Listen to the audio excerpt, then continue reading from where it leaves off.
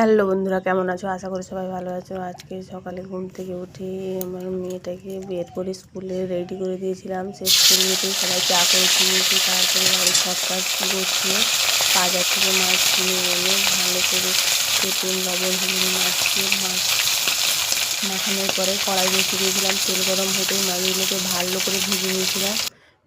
দেখতে পাচ্ছি ভালো করে লাল লাল করে ভেজে নিয়েছি।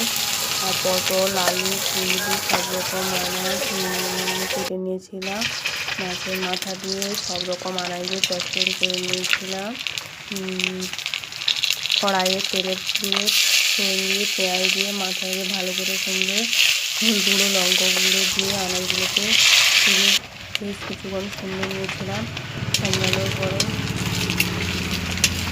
দেখতেই পাচ্ছ আমাদের চচ্চড়ি হয়ে গেছে।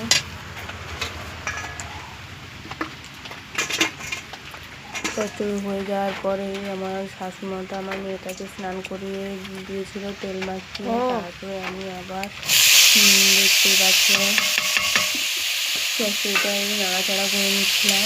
আর আমার মেয়েটা ঘরে একা খেলা করছিল, আমাকে রান্না করে দিচ্ছিল, আমি খাচ্ছিলাম। আর চচ্চড়ি হয়ে গিয়েছিল। তারপরে ঝিঙে আর আলু দিয়ে টক মিক্স করেছিলাম।